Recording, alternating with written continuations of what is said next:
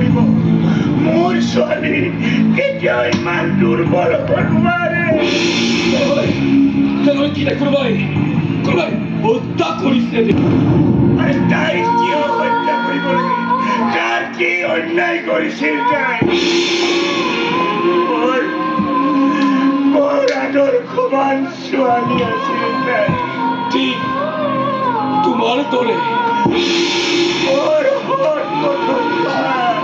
ছোৱালী আছিল তাই। ঠিক তোমাৰ দৰে মোৰ গুণৱান ছোৱালী আছিল তাই।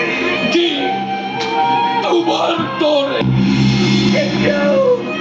কেতিয়াও অন্যায় মানি নোলোৱা ছোৱালী আছিল তাই।